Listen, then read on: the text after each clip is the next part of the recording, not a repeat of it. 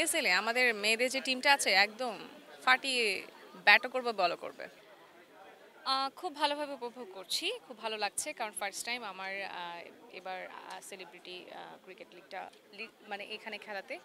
So আমি excited and আমি আসলে ফান করতে এসেছি, সবার সাথে কানেক্টেড হতে এসেছি।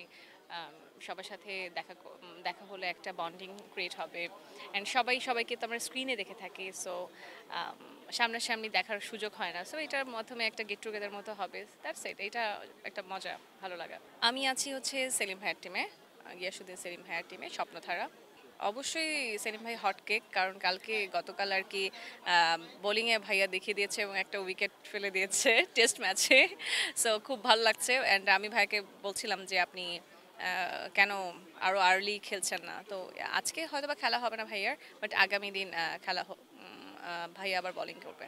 আমার কাছে ব্যাটিংটা আমার কাছে একটু বেটার মনে হয়েছে বোলিংয়ের থেকে, কারণ বোলিংটা আমি এখন একদম অতটা পারি না। ক্রিকেট নিয়ে কোনো স্মৃতি নেই, কারণ আমি এত বেশি স্পোর্টস লাভার ছিলাম না তখন ছোটোবেলায়। আর এখন অনেক ভালো লাগে যখন বুঝি ক্রিকেট খেলা যখন থেকে দেখা শুরু হয়েছে, বাংলাদেশ ক্রিকেট যখন দেখি তখন থেকে আসলে খুব মনোযোগ সহকারে দেখতাম। ফলো বলতে পছন্দ করি আমি, ওভাবে তো ফলো করা হয় না। আমাদের আসলে খেলাই তো হয় না এখানে যে যতটুকু খেলা হচ্ছে। সো খেলার মধ্যে আমার মাশরাফি বিন মুর্তজা ভাইয়া, দেন তাসকিন ভাইয়া, তারপরে সাকিব ভাইয়া, ওনাদের সবাইকে ভালো লাগে। তরুণদের মধ্যে মিরাজ ভাইকে অনেক ভালো লাগে। না, 6 মারি না এখনো।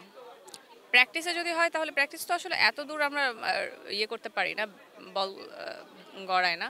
বাট হ্যাঁ, যতটুকু প্র্যাকটিস করেছি মনে হয় যে 4-এর কাছাকাছি যাচ্ছে। অফকোর্স সেলিব্রেশন থাকবে, আমাদের অলরেডি স্বপ্নধারা থেকে অলরেডি অফার এসেছে।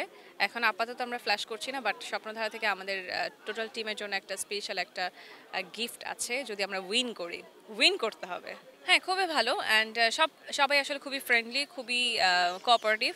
যারা আমাদের ছেলে হোক মেয়ে হোক সবাইকে কে ছেলে কে মেয়ে এটা আমরা কখনো চিন্তা করি না। বাট আমরা সবাই সবাইকে হেল্প করছে, এটা একটা ব্যাপার। অ্যান্ড অনেক কানেক্টেড আর কি আমরা সবাই। সো এটা আসলে একটা টিমের জন্য একটা ভালো দিক বলবো, কারণ একটা টিম ওয়ার্ক যখন থাকে তখন ওই দলটা যদি একটু উইকও থাকে তাহলে দেখা যাবে যে উইন করার চান্সটা একটু বেশি থাকে। অবশ্যই কম হচ্ছে, আমার কাছে মনে হচ্ছে 2 ওভার কম, এটা তো দেখতে দেখতে চলে যাবে। তার থেকে অ্যাটলিস্ট 5 যদি করা হতো, 5 ওভার করা হতো তাহলে ভালো হতো, কারণ 2 ওভার করাটাই একটু টাফ। এটা একদম একদম চ্যালেঞ্জিং। এটা হচ্ছে 50-50 চান্স কিন্তু একদম। সো এটা অনেক মানে ছেলেদের খেলা থেকে আমার মনে হয় যে মেয়েদের খেলাটা অনেক বেশি টাফ লাগছে। এসএলএ আমাদের মেয়েদের যে টিমটা আছে একদম ফাটিয়ে ব্যাটও করবে বলও করবে।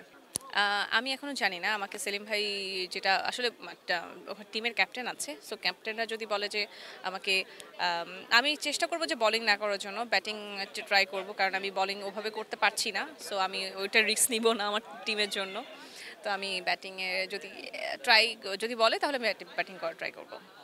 আমি আসলে গতবারের অত বেশি ইয়েগুলো ভিডিওগুলো ওভাবে দেখা হয় নাই। বাট হ্যাঁ, কোনো একটা প্রবলেম হয়েছিল এটুকু আমি যতটুকু জেনেছি।